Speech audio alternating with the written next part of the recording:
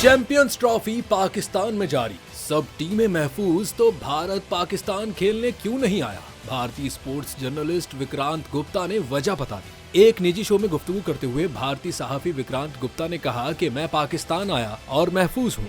इतना जानता हूँ कि वजह सिर्फ ये नहीं है कि भारतीय टीम यहाँ महफूज नहीं है, दोनों मुल्कों के दरमियान कोई रिश्ता ही नहीं है और इसको सुधारने की किसी ने कोशिश ही नहीं की। विक्रांत गुप्ता ने कहा कि अब आप कैसे उम्मीद करते हैं कि चुटकी बजेगी और सब ठीक हो जाएगा। उन्होंने कहा कि 1.5 साल पहले सोचता था कि शायद आईसीसी टूर्नामेंट में ऐसा हो जाएगा, लेकिन वक्त के साथ चीजें नहीं बदली। उन्होंने कहा कि विराट कोहली और रोहित शर्मा की पाकिस्तान में बहुत फैन फॉलोइंग है। पाकिस्तानी मद्दाह कहते हैं हम पाकिस्तान को जिताना चाहते हैं, लेकिन विराट की सेंचुरी देखना चाहते हैं।